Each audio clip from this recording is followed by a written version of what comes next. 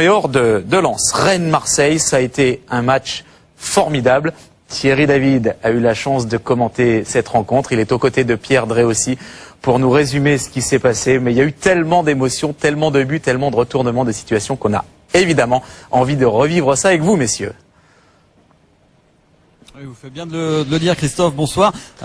Match exceptionnel. On a la banane parce qu'on a vu du très beau football. On a vu beaucoup de buts ce soir. Alors certes, c'était pas totalement au point au niveau des défenses, Pierre, mais on s'est vraiment régalé. Ce soir, on a vu du football. Je propose de découvrir tout de suite les images ensemble de cette rencontre avec les recrues marseillaises. On en parlait à l'instant avec Hatem Ben Arfa, avec Baki Koné et cette puissance de feu impressionnante en attaque du côté de l'Olympique de Marseille. Une puissance de feu que l'on va découvrir assez rapidement, même si c'est votre équipe qui est la première en nation. Là aussi, avec une recrue, on découvre les joueurs, avec notamment Asamoah Gyan, l'ancien joueur de Boudinez, et c'est lui justement que l'on va retrouver très très vite en action, Pierre, avec une équipe rennaise qui est bien rentrée dans cette partie. Oui, qui est très bien rentrée dans cette partie, qui s'est trouvé cette occasion et qui va marquer assez vite. Après, c'est un petit peu plus difficile, mais bien rentré, bien su prendre Marseille assez haut, et c'est ça qui nous a permis de concrétiser l'occasion.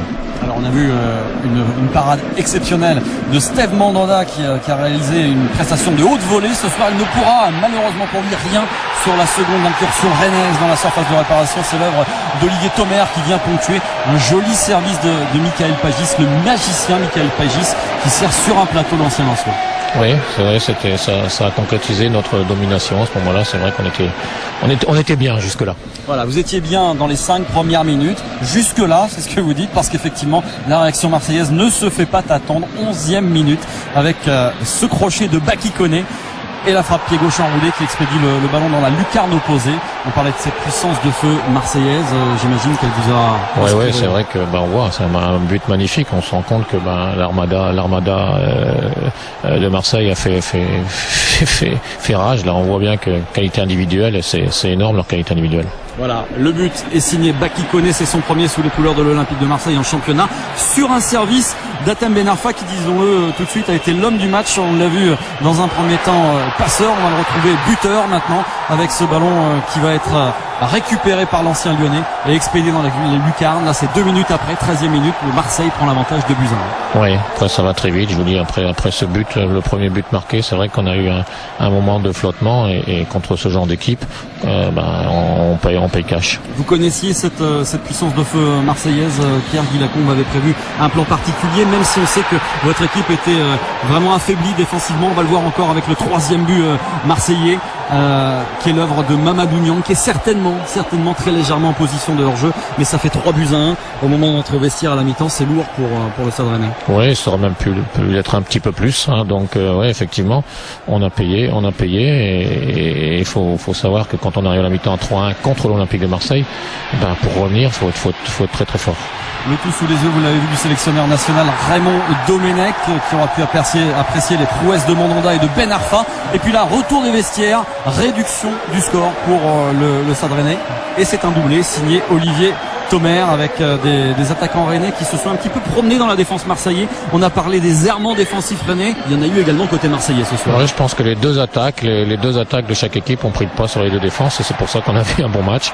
Voilà, et on s'est créé pas mal d'occasions. On aurait peut-être marqué même un petit peu plus de buts ce soir, et Marseille aussi d'ailleurs. Alors là, c'est la bonne période rennaise avec ce ballon qui va être renvoyé sur sa ligne par Elamine Herbati, mais qui est dégagé directement dans le crâne de Steve Mandanda, qui est bien malheureux là-dessus. C'est le portier marseillais qui vient marquer contre son camp pour ce nouveau but rennais. C'est le but du 3 buts partout. On est en fin de partie, et on se dit qu'on assiste vraiment à un match absolument fou, d'autant Pierre, que dans les arrêts de jeu, 92e, Elliot Grandin, qui avait remplacé Hatem Ben Arfa quelques minutes auparavant, croit donner la victoire à l'Olympique de Marseille. C'est un peu le but de la désillusion, parce qu'effectivement, revenir à 3-3 contre Marseille, c'est très dur, et prendre dans les arrêts de jeu ce 4e but, c'est un grand coup sur le casque, mais on se rend compte que cette équipe a de grandes qualités morales, et on va le revoir tout de suite.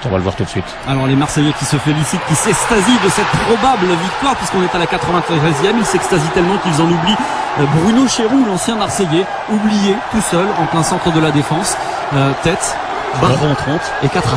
Ouais, 4-4, un match fantastique et c'est vrai, ça prouve aussi on a fait un peu ça l'Intertoto, hein, on s'est qualifié avec une victoire à domicile à 92e, des pénaltys à 12-10.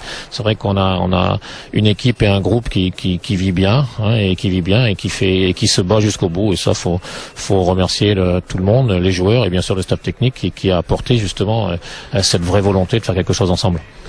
Un groupe qui vit bien, un groupe qui vit quand même difficilement. Le feuilleton de l'été s'est passé ici en Bretagne au Stade Rennais. Il y a eu l'affaire Briand, il y a eu l'affaire Wiltorp. Vous pouvez nous en dire un petit peu plus. Qu'en est-il déjà pour commencer de Jimmy Briand qui a déclaré ne plus vouloir remettre le maillot rennais? Non, je pense que contrairement à ce que vous dites, je pense que le groupe vit bien. Maintenant, effectivement, il y a une décision du club. Je pense que le club est assez fort pour rester dans sa ligne de conduite. On va rester dans notre ligne de conduite et bien sûr, on peut comprendre les joueurs qui ont envie de voir autre part, mais c'est pas le moment. Donc on a pris une décision, on viendra pas sur cette décision et je vous dis, ce groupe vit et Jimmy Briand, Stéphane Mbia et ceux qui doivent rentrer dans le groupe, rentreront dans le groupe, mais voilà, c'est nous qui déciderons. Pierre, Jimmy Briand a des envies d'ailleurs, Sylvain Wiltorp a des envies de jouer, il rentre apparemment pas dans les plans de Guy Lacombe, du moins en tant que titulaire. Là aussi il y a un conflit interne, qu'en est-il? Non, il n'y a pas de conflit. Je pense que si chaque joueur qui ne joue pas a un conflit avec l'entraîneur, ça va être difficile. Voilà, je pense qu'il y a eu des choix, mais vous savez, des choix d'entraîneur. L'entraîneur est là pour les faire et il les fait plutôt bien. Donc effectivement, Sylvain a mis en cause l'entraîneur et ça, en tant que club, on peut pas l'accepter. Et c'est pour ça qu'on a pris cette décision. Voilà, Christophe, ici à Rennes, on lave le linge sale en famille, mais en tout cas ce soir, on a eu un spectacle formidable, 4 buts partout. C'était opération porte ouverte pour le plus grand plaisir de tout le public qui avait rempli ce stade de la Route de Lorient. Oui, c'est exactement ça, c'est exactement ce qu'on réclame dans la Ligue 1 cette année, du spectacle. L'un des joueurs les plus spectaculaires de notre championnat, justement, on va le retrouver aux côtés de Thierry David, justement, c'est Hatem Ben Arfa qui a été vraiment éblouissant et épatant ce soir. Oui, Christophe, on a retrouvé l'homme du match, on vous le disait tout à l'heure dans le résumé, Hatem Ben Arfa. Hatem, premières impressions sur cette première sortie avec l'Olympique de Marseille en championnat, forcément de la déception quant au résultat. Quant à votre prestation personnelle, il y a beaucoup de satisfaction, j'imagine, parce que ça a été un match plein. Non, aujourd'hui vraiment, on est vraiment très très déçus parce qu'on avait le match en main et on s'est fait rattraper. Donc aujourd'hui, on est très déçus de ce résultat. Mais bon, personnellement, j'ai fait mon premier match en championnat avec l'OM, donc j'ai eu de bonnes sensations et c'est bien pour plus tard, quoi. On va revoir ensemble, Hatem, quelques actions menées durant cette partie. Alors on rappelle, une passe décisive, un but. Au-delà de ça, il y a eu des automatismes que vous avez trouvés assez rapidement avec vos partenaires. Ouais, il y a eu des automatismes, mais c'est vrai qu'à l'entraînement, on travaille beaucoup. Et avec des joueurs comme Bakary Koné, comme Mamadou Niang, comme Djibril Cissé, c'est plus facile parce que c'est des joueurs qui bougent bien, on joue vraiment pour l'équipe et chacun a ses ballons en vérité. Donc c'est pour ça qu'on s'est bien senti ensemble, quoi. Il y a quelques jours, quelques semaines, Eric Guéretz, votre coach, avait dit qu'il attendait de vous dans un premier temps quelques éclairs de lumière. La lumière a jailli ce soir. En plus de ça, cerise sur le gâteau, il avait parlé d'un travail défensif. Il a également eu lieu ce travail défensif ce soir. D'ailleurs, vous êtes sorti avec beaucoup de crampes. Ouais, c'est sûr que faut pas oublier le travail défensif parce qu'on a vu aujourd'hui, on s'est fait prendre 4 buts, c'est pas normal. Donc moi j'ai essayé de défendre, de faire ma tâche défensif parce que c'est très important. Et on s'est fait prendre 4 buts, mais on a encore beaucoup de choses à travailler pour l'avenir et puis voilà.